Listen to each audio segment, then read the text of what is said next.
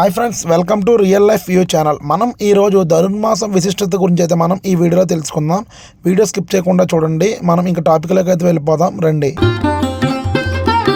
అసలు ధనుర్మాసం అంటే ఏంటి, ఎలాంటి పూజలు చేస్తే మేలు జరుగుతాయో మనం ఇప్పుడైతే తెలుసుకుందాం. ధనుర్మాసం అంటే దివ్య ప్రార్థనకు అనువైన మాసం అని అర్థం.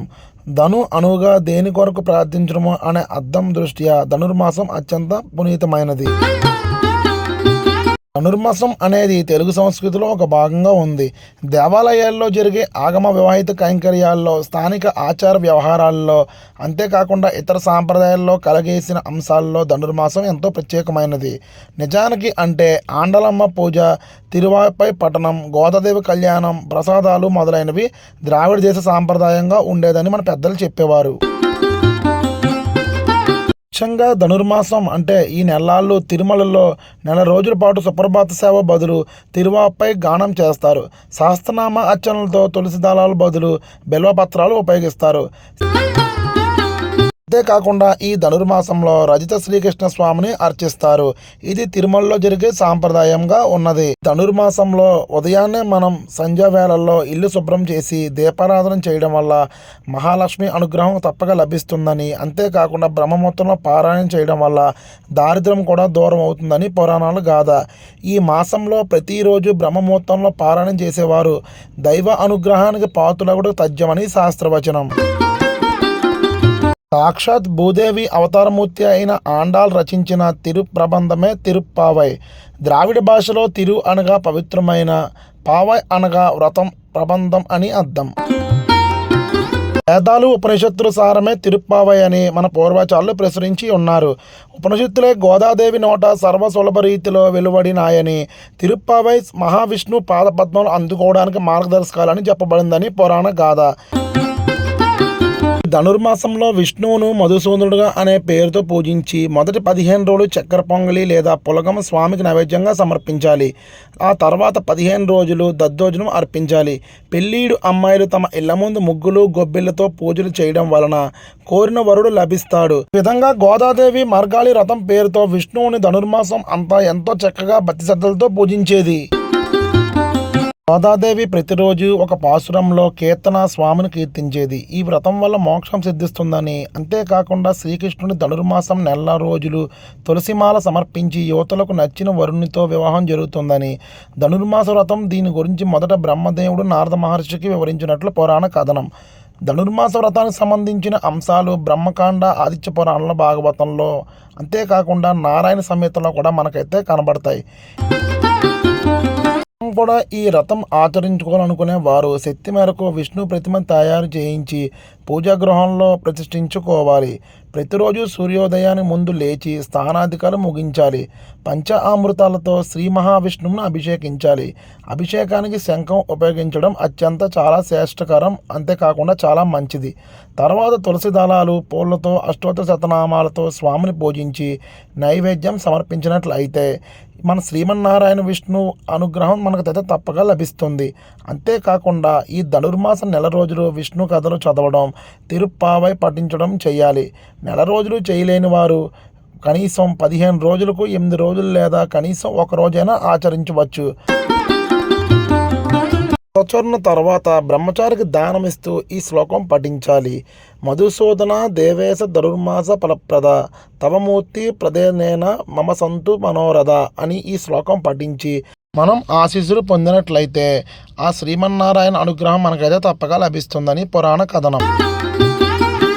ధనుర్మాస వ్రతం చేయడం వల్ల ఇహలోక సుఖాలు, పరలోక మోక్షం పొందుతారని, ఆత్మపరాత్మను చేరడానికి ఉపకరించేది ధనుర్మాస వ్రతం అని ప్రాచీన కాలం నుండి భారతీయులందరూ ఈ వ్రతాన్ని ఆచరిస్తున్నారని మనకి పురాణ కథనం.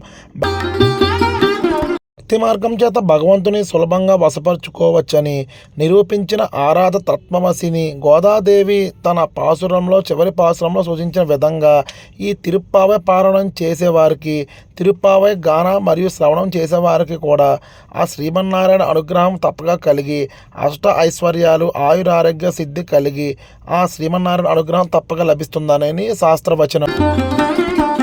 ధనుర్మాసంలో ఆ శ్రీమన్నారాయణుడికి కొన్ని ప్రత్యేక నైవేద్యాలు అయితే నివేదిస్తారు. ఈ మాసంలో వేకువనే పూజ చేసి ప్రసాదంగా పులగం, పాయసం, దద్దోజనం సమర్పిస్తారు. చలికాలంలో కడుపులో జఠరాగ్ని పెరిగి తద్వారా ఆకలి పెరుగుతుంది కాబట్టి ఈ జఠరాగ్ని సాత్విక ఆహారం తీసుకోవడం వల్ల చల్లబడుతుంది. అంతేకాకుండా పాలు, పెరుగు, పెసరపప్పులతో చలువ చేసే గుణం ఉన్నందువలన ప్రసాదంగా వాటిని వినియోగించడం అనేది జరుగుతుంది ధనుర్మాసంలో. ఆయుర్వేదం జ్యోతిష్ ప్రకారం ఈ ఆహారం తీసుకోవడం వలన స్వత్వగుణం అలవాడి సత్ఫలితాలు కలుగుతాయని మనకు పురాణ ప్రసిద్ధి. అలాగే ఈ ధనుర్మాసంలో ఇంకో ప్రత్యేకత కూడా ఉన్నది. వివాహం కాని వారికి, అలాగే మంచి కోరికలు కోరుకునే వారికి ఈ తిరుప్పావై పారాయణం చేయడం వల్ల ఎన్నో సత్ఫలితాలు ఇస్తాయని పురాణ గాథ. ఇప్పుడు మనం ఈ ధనుర్మాస సంబంధించిన చిన్న కథ అయితే మనం తెలుసుకుందాం. విష్ణుచిత్తుడి కుమారు అయిన గోదాదేవి మానవమనాథులని కాక రంగనాథున్నే వివాహం చేసుకుంటానని దీక్షబూనుతుంది. ఆ కారణముగా ఆమె ధనుర్మాసంలో వేకువనే లేచి నిత్యం విష్ణు పూజ చేస్తూ తనకు కలిగిన అనుభవాన్ని, భావాన్ని ఒక పద్యం అనగా పాసురం రూపంలో రచించేది. అలా 30 పాసురాలు ఆ మాసంలో రచించి వాటిని విష్ణువుకు అంకితం చేసింది. వెంటనే ఆ శ్రీ మహావిష్ణువు ప్రత్యక్షమై ఆమెను శ్రీరంగం రమ్మని చెప్పగా ఆమె కోరికపై ఆమె తండ్రి గోదాదేవిని తీసుకుని శ్రీరంగం చేరి రంగనాథ స్వామితో వివాహం జరిపిస్తాడు. వివాహం జరిగినంతనే గోదాదేవి రంగనాథుని పాదాల చెంత మోకరిల్లి స్వామిలో కైంకర్యం అయిపోతుంది. ఇప్పుడు మనం ధనుర్మాసంలో వివాహాలు ఎందుకు చేయరో తెలుసుకుందాం. రవి ధనుసు రాశిలో ప్రవేశించి మకరంలో వెళ్ళే సమయంలో ధనుర్మాసం అని అంటారు.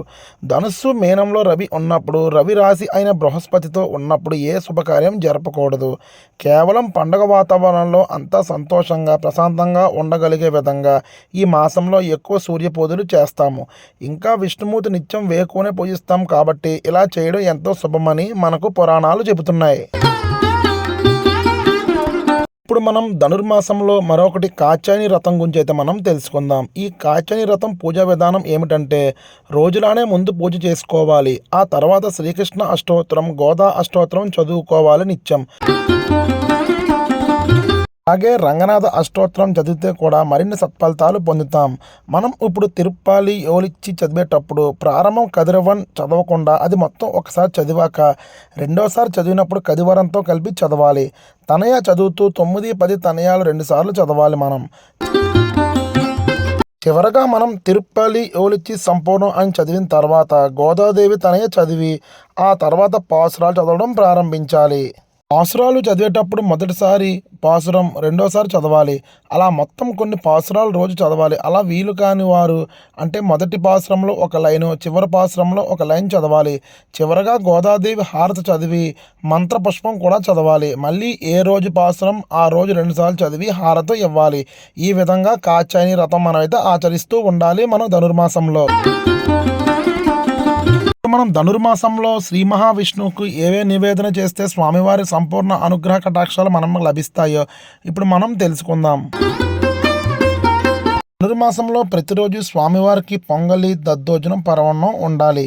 అలాగే కాలం ఉంటే గోదాదేవి పాటలు కూడా మనం పాడినట్లయితే ఆ శ్రీ మహావిష్ణువు అనుగ్రహం మనకైతే తప్పక లభిస్తుంది.